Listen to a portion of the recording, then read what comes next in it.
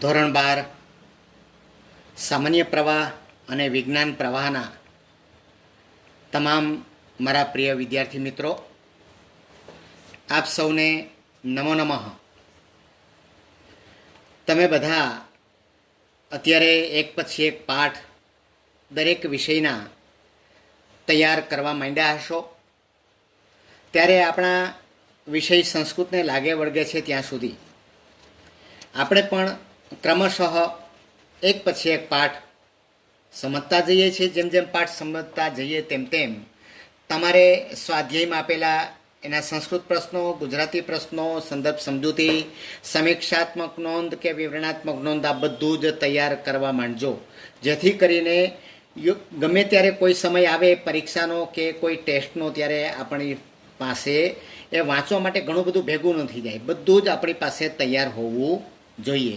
આજે તમે તમારી સ્ક્રીન ઉપર જોઈ શકો છો, આજે આપણે 12મો પાઠ લેવાનો છે, ગદ્ય પાઠ, અને એ પાઠનું નામ છે કંકણસ્ય તુ લોભેન. એટલે કે કંકણના લોભ વડે, તો કંકણના લોભ વડે, કંકણનો લોભ કર્યો તો શું થયું, એની એક સરસ મજાની અહીંયા એક વાર્તા છે. અને વાર્તા હોય એટલે આપણને પંચતંત્રને હિતોપદેશ જ યાદ આવે. તમે નાના હશો ત્યારે પણ પંચતંત્રની હિતોપદેશની વાર્તાઓ ઘણી સાંભળી હશે. આજે આપણે એક નવી વાર્તા શીખવાના છીએ, સમજવાના છીએ. મિત્રો, સંસ્કૃત સાહિત્યનું અભિન્ન અંગ એ પ્રાણી કથાઓ જે છે એ આખા જગતમાં ખૂબ પ્રચાર અને પ્રસાર પામી છે. એમાં વિષ્ણુ શર્મા નામના વિદ્વાનની રચના પંચતંત્ર છે અને નારાયણ ભટ્ટ નામના વિદ્વાનની રચના છે હિતોપદેશ. આ બંનેમાં પ્રાણી કથાઓ સંગૃહિત થયેલી છે.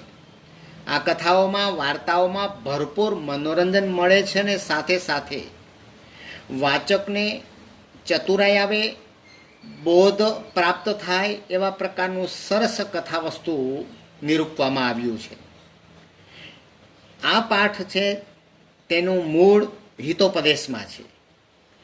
નીતિશાસ્ત્રના અમર ગ્રંથની શરૂઆતમાં આવતી પ્રથમ વાર્તા કે જે લુબ્ધ પથિક કથાના શીર્ષકથી જાણીતી છે, તેને અહીં સંપાદિત કરીને મૂકવામાં આવ્યો છે. એક ઘરડો વાઘ શિકારને પોતાની જાળમાં ફસાવવા માટે ત્યાગી અને દાતાનું સ્વરૂપ ધારણ કરે છે. પોતાની પાસે રહેલા સોનાના કંકણને લેવા માટે કોઈક તો આવો એવી ટેલ નાખે છે અને આ વાઘ પોતાની લોભામણી વાતોમાં નિર્દોષને ફસાવીને શિકાર કરવાની ઈચ્છા રાખે છે. અને અંતે વાઘની લોભામણી વાતમાં કોણ આવે છે? એક લોભી મુસાફર ફસાય છે. અંતે એ મરણને શરણ થાય છે. વાઘે આખી જિંદગી પશુઓનો શિકાર કરીને પસાર તો કર્યો હતો, પણ હવે એ ઘરડો થયો છે એટલે એની કોઈ એવી ત્રેવડ રહી નથી. તેથી આ કળાનો લોભ આપીને શિકાર કરવાનું વિચારે છે. અને આ વિચારની પશ્ચાત ભૂમિમાં જ માણસનું લોભીપણું પ્રગટ થાય છે. વાઘની લોભામણી વાતમાં મિત્રો કોઈ પશુ કે પક્ષી ફસાવાનું નથી. ફસાવાની જો કોઈ શક્યતા હોય તે માત્ર મનુષ્યની જ છે. કેમ કે પશુ પક્ષીઓ કરતાં માણસમાં ભયંકર રીતે લોભ પ્રવર્તી રહ્યો છે. અને આ કથા, આ વાર્તાનો સાર જ એ છે કે પથિક, મુસાફર એ કળાના લોભમાં પડ્યો ન હોત તો પોતાનો પ્રાણ ગુમાવવાનો વારો આવ્યો ન હોત. આ આપણે એમની પૂર્વ ભૂમિકા જોઈ. પૂર્વ ભૂમિકા જોયા પછી મારે એક આપને સૂચના આપવી છે દરેક વિદ્યાર્થીઓને, કે સ્વાધ્યાયમાં ટિપ્પણી આપેલી છે. એ ટિપ્પણીમાં રહેલા બધા શબ્દોના અર્થ બરાબર વાંચી લ્યો, સમજી લ્યો અને યાદ રહે તો યાદ રાખવાનો પ્રયત્ન કરી લ્યો. પછી જ આ મારો વિડીયો આગળ જોવાનું રાખશો. કારણ કે ત્યાર પછી જોવાનું રાખશો ને, એક વખત તો બધાએ ફરજિયાત એ શબ્દોને વાંચવાના જ છે. મારી આ વાત સાંભળો છો, સમજો છો એ પહેલાં. કારણ કે એ શબ્દાર્થ એકવાર વાંચી જશો એટલે તમને બહુ જ સાનુકૂળતા ઊભી થઈ જશે આ અનુવાદને સમજવામાં. હવે આપણે અનુવાદ કરીએ છીએ. પ્રથમ લીટી, અથ પ્રાસાદ પૃષ્ઠે સુખ ઉપવિષ્ટાના રાજપુત્રાણામ પુરસ્તાત પ્રસ્તાવક્રમેણ પંડિત અબ્રવીત. અથ એટલે હવે. પ્રાસાદ પૃષ્ઠે, પ્રાસાદનો અર્થ થાય મહેલ, અને પૃષ્ઠે એટલે કે એના ઉપર. હવે મહેલની ઉપર અથવા બીજો અર્થ થાય છત. હવે છતની ઉપર સુખ ઉપવિષ્ટાના, સરળતાથી શાંતિથી આરામથી બેઠેલા, રાજપુત્રાણામ રાજકુમારોની પુરસ્તાત એટલે સામે, પુરસ્તાત એટલે સામે, પ્રસ્તાવ ક્રમેણ પ્રસ્તાવના રૂપે, પંડિત અબ્રવીત વિદ્વાને કહ્યું. વિદ્વાન કોણ વિદ્વાન? તો કે નારાયણ પંડિત. એ વિદ્વાને કહ્યું. શું કહ્યું? ભો રાજપુત્રાહ, હે રાજકુમારો સાંભળો. ફરીથી એ લીટી, અથ હવે પ્રાસાદ પૃષ્ઠે મહેલની છત પર, પ્રાસાદ એટલે મહેલ અને પૃષ્ઠે એટલે કે ઉપર. હવે મહેલની છત ઉપર સુખ ઉપવિષ્ટાનામ આરામથી બેઠેલા રાજકુમારોની સામે પ્રસ્તાવ ક્રમેણ પ્રસ્તાવના રૂપે વિદ્વાને કહ્યું, હે રાજકુમારો સાંભળો. શું સંભળાવે છે રાજકુમારને? જુઓ, બહુ જાણીતો આ શ્લોક છે સુભાષિતનો. કાવ્યશાસ્ત્ર વિનોદેન કાલો ગચ્છતિ ધીમતાં વ્યસનેન તુ મૂર્ખાણાં નિદ્રયા કલહેન વા. ધીમતામ, જો પહેલી લીટીનો છેલ્લો શબ્દ. ધીમતામ એટલે બુદ્ધિશાળી. બુદ્ધિશાળી. કાલહ એટલે પોતાનો સમય. કાલહ એટલે પોતાનો સમય. ગચ્છતિ એટલે પસાર કરે છે. શું વિદ્વાનો પોતાનો સમય પસાર કરે છે? કેવી રીતે પસાર કરે છે? ત્રણ શબ્દો આપ્યા છે. કાવ્ય શાસ્ત્ર વિનોદેન. કાવ્ય શાસ્ત્રના વિનોદમાં, વિનોદમાં એટલે આનંદમાં, ચર્ચામાં, વાંચવામાં. કાવ્ય અને શાસ્ત્રના વિનોદમાં પસાર કરે છે. કાલહ ગચ્છતિ એટલે પસાર કરે છે. કોણ? ધીમતામ બુદ્ધિશાળી. જ્યારે મૂર્ખાણામ, મૂર્ખાઓ, કાલહ આપણે લેવાનું છે, પોતાનો સમય, ગચ્છતિ પણ લેવાનું છે, પોતાનો સમય પસાર કરે છે. શેમાં? તો કે વ્યસને ન, વ્યસનમાં, નિદ્રયા હુવામાં, ઊંઘ કરવામાં, અને કલહે ન અને ઝઘડો કરવામાં પસાર કરે છે. બહુ સરસ સુભાષિત છે. બુદ્ધિશાળી પોતાનો સમય શેમાં પસાર કરે છે? કાવ્ય શાસ્ત્રના વિનોદમાં. જ્યારે મૂર્ખાઓ પોતાનો સમય તો કે નવરા પડ્યા નથી ને વ્યસન કર્યું નથી કે લે લાવ તારી પાસે શું છે. બીજું તો કે સૂવામાં, એને તો બસ સૂવું છે.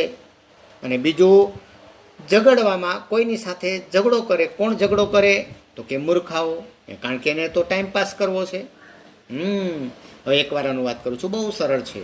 બુદ્ધિશાળી પોતાનો સમય કાવ્ય શાસ્ત્ર વિનોદમાં પસાર કરે છે, જ્યારે મૂર્ખાઓ પોતાનો સમય વ્યસનમાં, ઊંઘવામાં અને ઝઘડવામાં કરે છે. હવે એક લીટી અને બે શ્લોકનો સાથે અનુવાદ કરું છું, એટલે પછી આપણે અનુવાદ કરવાનો રહે નહીં. હવે મહેલની છત પર આરામથી બેઠેલા રાજકુમારોની સામે પ્રસ્તાવના રૂપે વિદ્વાને કહ્યું, હે રાજકુમારો સાંભળો. બુદ્ધિશાળી પોતાનો સમય કાવ્ય શાસ્ત્ર વિનોદમાં પસાર કરે છે, જ્યારે મૂર્ખાઓ પોતાનો સમય વ્યસનમાં, ઊંઘવામાં અને ઝઘડવામાં કરે છે. આગળ હવે જોઈએ. તદ તો ભવતામ વિનોદાય, તમારા મનોરંજન માટે, વિનોદ એટલે આનંદ, મનોરંજન માટે કાક કુર્મ આદિનામ, કાક એટલે કાગડો, એ તમને ખબર છે ને, કુર્મ એટલે કાચબો, કુર્મનો અર્થ શું થાય? કાચબો વગેરેની વિચિત્રામ કથામ, અદ્ભુત કથા કથયિષ્યામિ, કહીશ, અદ્ભુત કથા હું કહીશ. તો તમારા મનોરંજન માટે કાગડો અને કાચબાની અદ્ભુત કથા કહીશ. રાજપુત્રે ઉક્તમ, રાજકુમારોએ કહ્યું. આર્ય શ્રીમાન કથયતુ, કહો, કથયતુ એટલે કહો. પંડિત ઉવાચ, વિદ્વાન બોલ્યા. શૃણુત યુયોમ, તમે સાંભળો. સંપ્રતિ, અત્યારે. મિત્ર લાભ પ્રસ્તુયતે, મિત્ર લાભ પ્રસ્તુત છે એટલે કે મિત્ર લાભનું પ્રકરણ રજૂ કરું છું, એમાંની એક વાર્તા રજૂ કરું છું. મિત્ર લાભ પ્રસ્તુત છે. તત્ર, તેમાં. યમ પ્રથમા કથા, તેમાં આ પહેલી વાર્તા છે, પ્રથમ વાર્તા છે. બહુ સરળ છે ભાષા શૈલી, પંચતંત્ર હોય કે હિતોપદેશ હોય, તમે તરત જ તમને આવડી જશે. ફરી એક વખત એનો અનુવાદ. તો ભવતામ વિનોદાય, તો તમારા મનોરંજન માટે કાક કુર્મ આદિના, કાગડા અને કાચબા વગેરેની વિચિત્રામ કથામ, અદ્ભુત કથા કથયિષ્યામિ, કહીશ. રાજપુત્રે ઉક્તમ, રાજકુમારોએ કહ્યું. શ્રીમાન કહો. વિદ્વાન બોલ્યા. તમે સાંભળો. સંપ્રતિ, અત્યારે. મિત્રલાભ પ્રસ્તુયતે, મિત્રલાભ પ્રસ્તુત છે, તેમાં આ પ્રથમ વાર્તા છે. હવે વાર્તા સીધી નથી કહેતા કે જંગલ હતું, એમાં એક આવો વૃદ્ધ અથવા તો ગરડો વાઘ રહેતો હતો, આવું કશું નથી કહેતા. પણ જો કેવી રીતે શ્લોક મૂકીને શરૂઆત કરે છે, કે છે. કંકણસ્ય તુ લોભેન મગ્નઃ પંકે સુદુસ્તરે, વૃદ્ધ વ્યાઘ્રેણ સંપ્રાપ્ત પથિક સંવૃતો યથા. હવે શરૂઆત કરીએ આપણા અનુવાદમાં. યથા ત્યાંથી લેવાનો, પેલો શબ્દ એ લેશું યથા, જેમ. જેમ કંકણસ્ય તુ લોભેન, કંકણના લોભથી, જેમ કંકણના લોભથી, સુદુસ્તરે, છેલ્લો શબ્દ સુદુસ્તરે એટલે મુશ્કેલીથી બહાર આવી શકાય એવા, પંકે કાદવમાં, મગ્ન ડૂબેલો, મગ્ન એટલે ડૂબેલો, ત્યાં અલ્પિરામ આવશે, બરાબર છે. જો ફરીથી એટલું. જેમ કંકણના લોભથી, કંકણસ્ય તુ લોભેન, કંકણના લોભથી, સુદુસ્તરે મુશ્કેલીથી બહાર આવી શકાય તેવા, એ શબ્દ યાદ રાખજો, અઘરો છે. સુદુસ્તરે મુશ્કેલીથી બહાર આવી શકાય તેવા, પંકે એટલે કાદવમાં, અને મગ્ન એટલે ડૂબેલો, મગ્ન એટલે ડૂબેલો. કોણ? હવે નીચે જુઓ. વૃદ્ધ વાઘને, વૃદ્ધ વ્યાઘ્રેણ એટલે વૃદ્ધ વાઘને, સંપ્રાપ્ત, પ્રાપ્ત થયેલો, મળેલો. કોણ? મુસાફર, પથિક મુસાફર, સંમૃત મૃત્યુ પામ્યો, એ મુસાફર મૃત્યુ પામ્યો. જેમ મુસાફર મૃત્યુ પામ્યો. કોને મળ્યો? તો કે વૃદ્ધ વાઘને મળ્યો. શું કામે મળ્યો? તો કે લોભને કારણે એ કાદવમાં ખૂપી ગયો. આવી વાત કરે છે, સીધી વાર્તા નથી કહેતા. શું કામે નથી કહેતા? આ શ્લોક પછી તમને તરત જ ખ્યાલ આવી જશે કે શું કામે એણે સીધી વાર્તાની શરૂઆત નથી કરી. ફરીથી એ શ્લોકનો અનુવાદ કરું છું.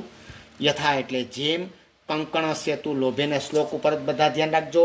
કંકણસ્ય તુ લોભેને એટલે કંકણના લોભથી, સુદુસ્તરે એટલે મુશ્કેલીથી બહાર આવી શકાય એવા, પંકે કાદવમાં, મગ્ન ડૂબેલો, ત્યાં અલ્પિરામ. આ કોનું વિશેષણ છે? તો કે વાઘનું છે, નહીં, આ મુસાફરનું છે. બીજું વિશેષણ આવે છે એનું, વૃદ્ધ વાઘને પ્રાપ્ત થયેલો. કોણ? મુસાફર. મુસાફરના બે વિશેષણ આવ્યા. એ મુસાફર સમૃત મૃત્યુ પામ્યો, પહેલાંની જેમ જ ફરી એકવાર આપણે સીધો અનુવાદ કરું છું. સીધો અનુવાદ કરું ત્યારે તમારે બરાબર ધ્યાન આપવાનું છે કે એ જ શબ્દ ઉપર એ ગુજરાતી હું બોલતો જઈશ. તદ તો તમારા મનોરંજન માટે કાગડા અને કાચબા વગેરેની અદ્ભુત કથા હું કહીશ. રાજકુમારોએ કહ્યું, શ્રીમાન કહો. વિદ્વાન બોલ્યા, તમે સાંભળો. અત્યારે મિત્ર લાભ પ્રસ્તુત છે, તેમાં આ પ્રથમ વાર્તા છે. હવે શ્લોક. જેમ કંકણના લોભથી મુશ્કેલીથી બહાર આવી શકાય એવા કાદવમાં ડૂબેલો વૃદ્ધ વાઘને પ્રાપ્ત થયેલો મુસાફર મૃત્યુ પામ્યો. હવે પછી આગળ આપણે જોઈએ. રાજપુત્રાહા ઊંચું. રાજકુમારોએ કહ્યું, કથમ એત, એ કેમ? જોયું, આવી ગયું.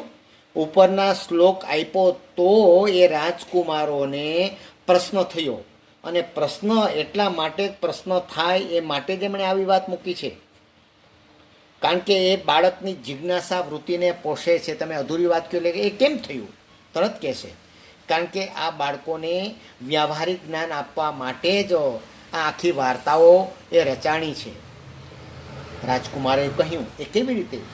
સહ અબ્રવીત, તેણે કહ્યું, અસ્તિ દક્ષિણારણ્ય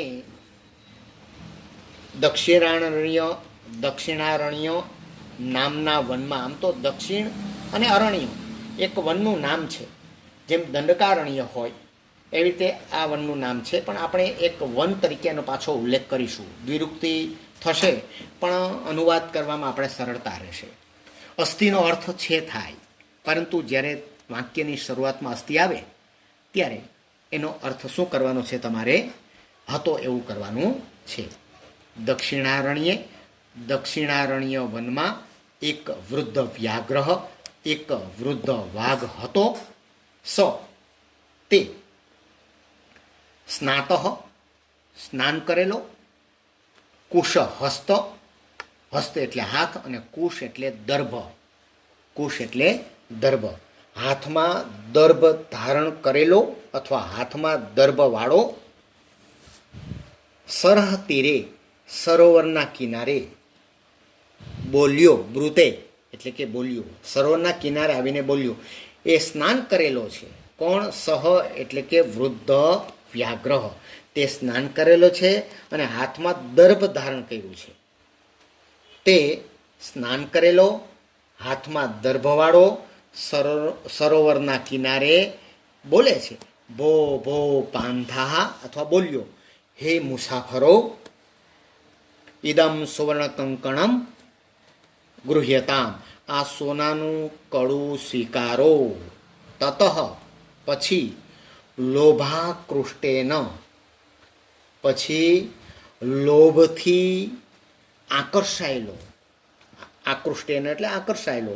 લોભથી આકર્ષાયેલો. કેનચિત પાંથેન, કોઈ મુસાફરે. આલોચિતમ એટલે વિચાર્યું. કોઈ મુસાફરે વિચાર્યું. શું વિચાર્યું? કે ભાગ્યેન એતત સંભવતી, ભાગ્યથી જ આ સંભવે છે, ભાગ્યથી જ આ બને છે. નસીબમાં હોય તો જ આવું કડું સામે આપને મળે. પરંતુ અસ્મિન આત્મસંદેહે, પરંતુ જ્યાં આત્માને એટલે કે પોતાને સંદેહ શંકા હોય ત્યાં પ્રવૃત્તિ ન વિધેયા, પ્રવૃત્તિ કરવી જોઈએ નહીં. મનમાં શંકા થાય ત્યારે કોઈ પ્રવૃત્તિ કરવી જોઈએ નહીં. ફરીથી આપણે જોઈએ. રાજપુત્રાહ ઊંચું, રાજકુમારો એ કહ્યું. એ કેવી રીતે? કથમ એતત, એ કેવી રીતે? સહ અબ્રવીત, તે બોલ્યા. દક્ષિણારણ્યે એટલે કે દક્ષિણારણ્ય વનમાં એક વૃદ્ધ વાઘ હતો. સ્નાતઃ, તે સ્નાન કરેલો, હાથમાં દર્ભવાળો. સરોવરના કિનારે બોલવા લાગ્યો, હે મુસાફરો, આ સોનાનું કડું સ્વીકારો. પછી લોભથી આકર્ષાયેલો કોઈ મુસાફરે વિચાર્યું કે આ ભાગ્યથી જ સંભવે છે, પરંતુ જ્યારે અસ્મિન એટલે આમાં આત્મઃ સંદેહ, મનમાં શંકા થાય, પોતાને શંકા થાય, ત્યારે પ્રવૃત્તિ કરવી નહીં, કારણ કે એ જોખમરૂપ કાર્ય કહેવાય છે. હવે નીચેનો આપણે શ્લોક જોઈએ છીએ. અનિષ્ટાત, આપણે ગાઈએ છીએ દર વખતે, અનિષ્ટાદિષ્ટલાભેપી ન ગતિર્જાયતે શુભા યત્રાસ્તે વિષ સંસર્ગો મૃતમ તદપિ મૃત્યવે. શું કે છે? અનિષ્ટાત પેલો શબ્દ છે, પછી શબ્દ છે ઈષ્ટ લાભે અપી. અનિષ્ટમાંથી ઈષ્ટ પ્રાપ્ત થાય એટલે કે ખરાબ માર્ગેથી, ખરાબ હેતુએથી, ખરાબ દિશાએથી આપણને સારી વસ્તુ પ્રાપ્ત થાય, સારું ફળ મળે કદાચ, તો પણ ગતિ જાયતે શુભાન, ત્યાં શુભ ગતિ થતી નથી, એનું લાંબા ગાળે પરિણામ સારું આવતું નથી, અનિષ્ટ જ ઉપજાવે છે. હા, શરૂઆતમાં સારું લાગે. આગળ કે છે યત્ર, જેમાં વિષ સંસર્ગ, વિષ એટલે ઝેર, જેમાં વિષનો સ્પર્શ થયો હોય એવું અમૃત પણ, અમૃતમ અપી, અમૃત પણ મૃત્યવે, મૃત્યુને માટે કારણરૂપ છે. એ આપણે લેવાનું છે. મૃત્યવે એટલે મૃત્યુને માટે છે. શું? તો કે કારણરૂપ છે. વિષ હોય એ કદાચ થોડોક સ્પર્શ અમૃતને થઈ ગયો તો પણ એ મૃત્યુ આવે ને આવે જ, કારણ કે એનો સંસ્પર્શ એવો પ્રકારનો થયો છે. ફરીથી આ શ્લોકનો અનુવાદ. અનિષ્ટાત, અનિષ્ટમાંથી ઈષ્ટનો પ્રાપ્તિ થાય, લાભ એટલે પ્રાપ્તિ થવી અથવા લાભ થવો. અનિષ્ટમાંથી ઈષ્ટની પ્રાપ્તિ થાય તો પણ ગતિ જાયતે શુભાન, તો પણ શુભ ગતિ થતી નથી. યત્ર એટલે જેમાં વિષ સંસર્ગ, વિષનો સ્પર્શ થયો હોય એવું અમૃત પણ મૃત્યુને માટે કારણરૂપ છે. એટલે શ્લોકનો અનુવાદ. અનિષ્ટમાંથી ઈષ્ટની પ્રાપ્તિ થાય તો પણ શુભ ગતિ થતી નથી, જેમાં વિષનો સ્પર્શ ન થયો હોય, વિષનો સ્પર્શ થયો હોય તેવું અમૃત પણ મૃત્યુને માટે કારણરૂપ છે. હવે આપણે ઉપરનો પરિચ્છેદ અને આ શ્લોક બંનેનો સીધો જ હું અનુવાદ કરું છું.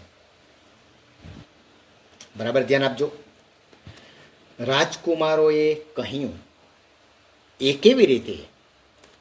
તેણે કહ્યું, દક્ષિણારણ્ય વનમાં એક વૃદ્ધ વાઘ હતો. તે સ્નાન કરેલો, હાથમાં દર્ભવાળો, સરોવરના કિનારે બોલવા લાગ્યો, અરે ઓ મુસાફરો, આ સોનાનું કડું સ્વીકારો. પછી લોભથી આકર્ષાયેલો કોઈ મુસાફરે મનમાં વિચાર્યું કે આ ભાગ્યથી જ સંભવી શકે છે, પરંતુ જ્યાં મનમાં શંકા થાય ત્યાં પ્રવૃત્તિ કરવી જોઈએ નહીં. કેમ કે પછી શ્લોકનો અનુવાદ. અનિષ્ટમાંથી એટલે કે અનિષ્ટ વસ્તુમાંથી ઈષ્ટ વસ્તુની પ્રાપ્તિ થાય તો પણ શુભ ગતિ થતી નથી. જ્યાં અથવા તો યત્ર એટલે કે જ્યાં, પણ અહીંયા આપણે જેમાં લેવાનું, જેમાં વિષનો સ્પર્શ થયો હોય તેવું અમૃત પણ મૃત્યુને માટે કારણરૂપ હોય છે. મિત્રો, આપણે કંકણસ્ય તુ લોભેન ગદ્યપાઠ 12નો અનુવાદ, અડધા ખંડનો અનુવાદ આપણે કર્યો. હવે બાકીનો જે શેષ ગદ્ય પાઠ છે એને આપણે કંકણસ્ય તુ લોભેન ના ખંડ 2માં આપણે સમજવાનો પ્રયત્ન કરીશું. ત્યાં સુધી આપ સૌને નમસ્કાર.